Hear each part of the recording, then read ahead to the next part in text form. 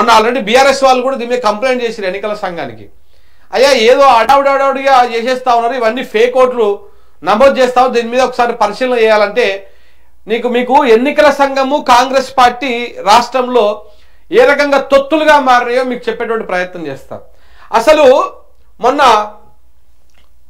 Court తీర్పు వచ్చింది. ఈ జీవో నెంబరు 9 మీద స్టే విధిస్తూ కోర్టు తీర్పిచ్చింది, స్టే విధించింది.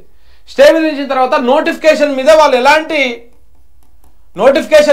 ఎలాంటి స్టే విధించలేదు. కానీ జీవో నెంబర్ 9 మీద విధించినాక అసలు ఎన్నికల కమిషను వెంటనే రాష్ట్ర ఎన్నికల కమిషన్ రేవంత్ రెడ్డి జేబులో ఉన్నట్టుగానే కనపడతా ఉంది. అదొక స్వతంత్ర ప్రతిపత్తి, దానికి ఎన్నికలు నిర్వహించేటువంటి అధికారం ఉంటుంది. ఆ జీవో నెంబర్ మీద స్టే విధించగానే వీళ్ళు మొత్తానికి నోటిఫికేషన్ని రద్దు చేసేసుకున్నారు, నిలుపుదల చేసుకొని మళ్ళీ ప్రకటిస్తామని చెప్పారు. అంటే అసలు ఎన్నికల సంఘంకి ఒక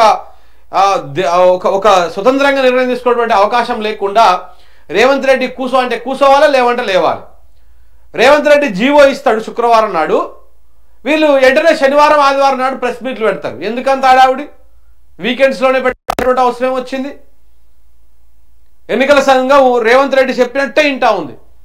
ఎన్నికల సంఘం వినడన్నా మరి ఎందుకు లోకల్ బాడీ ఎన్నికలు నిర్వహిస్తలేరు? మేము నిర్వహిస్తాము, అది మాకు అధికారం ఉన్నది, మీరు రిజర్వేషన్ ఇస్తారా అయ్యారా అని చెప్పేసి గట్టిగా ఒత్తిడి చేయాలి. అప్పట్లో 2019లో జగన్మోహన్ రెడ్డి ఏపీలో అధికారంలోకి వచ్చినప్పుడు అక్కడటువంటి ఎన్నికల కమిషన్ చైర్మన్ గారు, ఎన్నికల కమిషనర్ గారు ఏ రకంగా ముందుకు పోయారు. జగన్ కొంత అడిట్ చేసినా కానీ ఆయన అధికారాలతోటి ఎన్నికలు నిర్వహించింది. ఇవన్నీ కూడా జరిగినాయి. కానీ ఇక్కడ మాత్రము కంప్లీట్గా ఎన్నికల సంఘము రేవంత్ రెడ్డి జేబులో ఉండి ఆయన చెప్పినట్టే చేస్తా ఉన్నది అనమాట. ఇక్కడ నిన్న కోర్టు కూడా తీర్పిచ్చింది. ఏమని చెప్పింది కోర్టు? మేము నోటిఫికేషన్ మీద స్టే విధించలేదు, పాత విధానం ప్రకారం 50% రిజర్వేషన్ మించకుండా మీరు 49%కో మీరు ఎన్నికలు నిర్వహించుకోవచ్చు అని చెప్పేసి చాలా స్పష్టంగా చెప్పింది కోర్టు కూడా.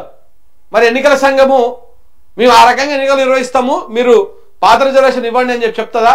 లేదు. అసలు ఎందుకు ఇంత కనీసము ఎన్నికల సంఘం కూర్చోవాలన్నా లేవాలన్నా రేవంత్ రెడ్డి అనుమతి తీసుకొని కూర్చొని లేస్తా ఉన్నది. ఇది ఎన్నికల సంఘం మీద మళ్ళా జాతీయ స్థాయిలో రాహుల్ గాంధీ గారు విమర్శలు చేస్తారు. ఈ ఓట్ చోరీకి పాల్పడతా ఉంది. రాష్ట్రంలో మాత్రం ఎన్నికల సంఘం చాలా అద్భుతంగా పనిచేస్తుంది. జూబ్లీహిల్స్లో ఓట్ చోరీ జరిగినా ఏం జరిగినా కానీ ఇవన్నీ రాహుల్ గాంధీకి ఇక్కడ ఏం తప్పు అనిపించదు. బీహార్లో జరిగితేనో వేరే దగ్గర జరిగితే మాత్రం కొంత తప్పుగా అనిపిస్తుంది అన్నమాట. ఇది విచిత్రమైనటువంటి వైఖరి. ఇంకా ఇది ఒక్కటే కాదు, ఇంకా చూడండి దొంగ ఓట్లు కూడా చూడండి. ఇగో ఇక్కడ ఇది కూడా సేమ్ జూబ్లీహిల్స్ పంచాయతీ, దొంగ ఓట్ల పంచాయతీ ఎట్లా ఉన్నది. ఇగో ఈయన ఏ రకంగా రెండు చోట్ల ఓట్లు వేస్తా ఉన్నారు. ఇది బూత్ నెంబర్ ఎంత? ఇది బూత్ నెంబర్ 7 ఉంటుంది దీంట్లో. ఇగో ఇక్కడ వెంకటేష్ కోట అని జూబ్లీహిల్స్లో ఆయనకు ఓటు ఉన్నది. మళ్ళీ ఇదే వెంకటేష్కి ఈ ఇంటి పేరు లేకుండా వెంకటేష్ అని చెప్పేసి నారాయణపేటలో ఓటు ఉన్నది. నారాయణపేట ఇదంతా కొడంగల్ నారాయణపేట దగ్గరనే దొంగ ఓట్లు ఇవన్నీ కూడా. అవకాశం వస్తుంది కదా. నారాయణపేటలో ఉన్నటువంటి ఒక వ్యక్తి జూబ్లీహిల్స్లో కొత్తగా ఓటు నమోదు చేసుకున్నాడు. ఆయనకు అక్కడ ఉన్నది, ఇక్కడ ఉన్నది. అసలు కోట వెంకటేష్ ఎవరు? ఈయన 100% ఏ కాంగ్రెస్ పార్టీకి సంబంధించినటువంటి వ్యక్తులు అయి ఉంటారు. ఇగో ఇంకొకటి క్రాంతి కుమార్ నంగూరి. ఇక్కడ ఆయనకి ఎక్కడ నకరికల్లో ఉంది నాకు ఓటు. ఇదంతా నాకు తెలిసి కాంగ్రెస్ సంబంధించినటువంటి యూత్ కాంగ్రెస్, బూత్ కాంగ్రెస్, ఆ కాంగ్రెస్ లో ఉన్నటువంటి వాళ్ళే ఇక్కడ జూబ్లీహిల్స్కి వచ్చి కొత్తగా ఓటు నమోదు చేయించుకుంటారు. ఇక్కడ చూడండి, ఇక్కడనేమో నంగూరి క్రాంతి కుమార్, ఇక్కడ కూడా క్రాంతి కుమార్ నంగూరి. నకరేకల్నేమో ఇంటి పేరు ముంగలుంటుంది, జూబ్లీహిల్స్నేమో ఇంటి పేరు వెనక ఉంటుంది అనమాట. మీరు ఒకసారి ఇక్కడ అబ్జర్వ్ చేస్తే ఎంత డ్రామానో ఇక్కడ మీరు అబ్జర్వ్ చేస్తే అర్థమైపోతుంది. ఇక్కడ క్రాంతి కుమార్ నంగూరి జూబ్లీహిల్స్లో ఇంటి పేరు చివరిలో ఉన్నది. ఈయనకే నకరికల్లో కూడా ఓటు ఉన్నది నంగూరి క్రాంతి కుమార్. ఈ నంగూరు అనేది ముందున్నది. ఈయన ఇక్కడ ఈడ జూబ్లీహిల్స్లో ఉన్నది, ఈయన కోర్టు నకరేకల్లో ఉన్నది. మీరు ఒకసారి ఇక్కడ చూడండి, అబ్జర్వ్ చేయండి. ఇక్కడ సికింద్రాబాద్ పార్లమెంట్ పరిధి, ఇక్కడ భువనగిరి పార్లమెంట్ పరిధి. ఇక చాలా స్పష్టంగా కనపడతా ఉన్నది. ఇవన్నీ ఈ రకమైనటువంటి ఫేకు నడుస్తూ ఉన్నది. ఇంకా ఇగో శ్రీనివాసరెడ్డి గోగూరి శ్రీనివాసరెడ్డి, ఈయన జూబ్లీహిల్స్లో ఉన్నది ఈయన కోర్టు. మళ్ళీ ఇదే శ్రీనివాసరెడ్డి గోగూరికి, ఈయన శ్రీనివాసరెడ్డి గోగూరి అంటే ఇంటి పేరు చివరిలో ఉన్నది, గోగూరి శ్రీనివాసరెడ్డి ఇంటి పేరు ముందు ఉన్నది. ఈయన సిరిసిల్లకు సంబంధించిన ఆయన ఇక్కడనేమో జూబ్లీహిల్స్లో.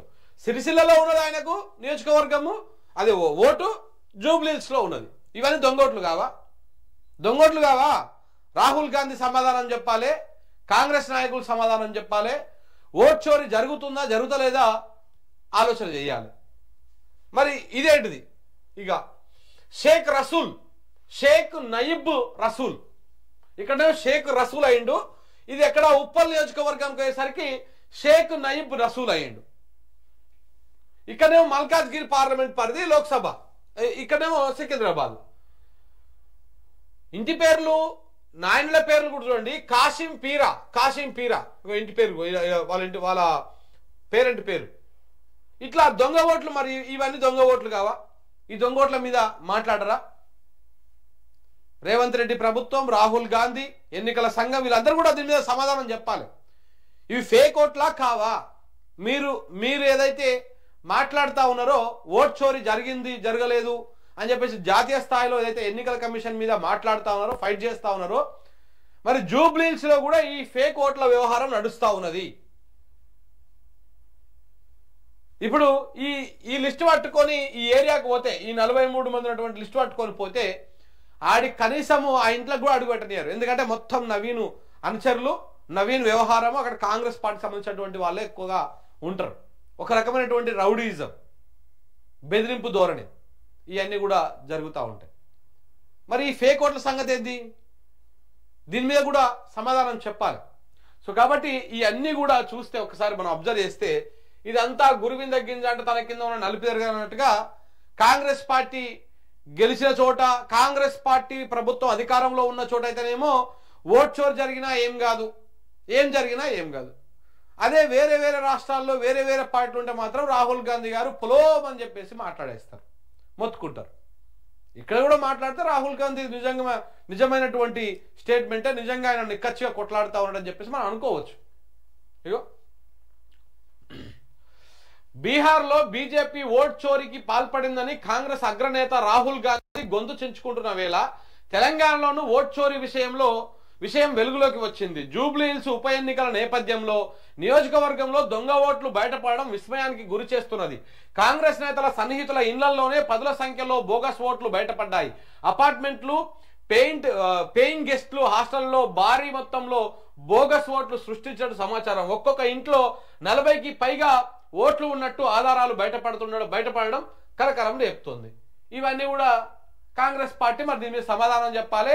ఆ నాయకులు, లేకపోతే ఈ ఓట్లన్నీ దాంట్లో మొత్తం డిలీట్ చేసేసేయాలి. ఎన్నికల సంఘం ఆ ప్రయత్నం చేస్తుందా? చెయ్యదు. ఎన్నికల సంఘము కళ్ళు అద్దాలు మొత్తం గంతలు కట్టుకొని ఏం లేదు, అంత మంచిగానే ఉంది అని చెప్తుంది. ఎన్నికల సంఘం ఫెయిల్యూరే. ఇక్కడ రాష్ట్ర కాంగ్రెస్ పార్టీ చెప్తున్నటువంటి ముచ్చట్లు వీళ్ళ విషయానికి వచ్చేసరికి ఒక తీరుగా ఉంటుంది, వీళ్ళకు వ్యతిరేకంగా ఉంటే ఒక తీరుగా ఉంటుంది, అనుకూలంగా ఉంటే ఒక తీరుగా ఉంటుంది. సో ఈ రకంగా నడుస్తూ ఉంది వ్యవహారం. ఇది ఓట్ చోరీకి సంబంధించి.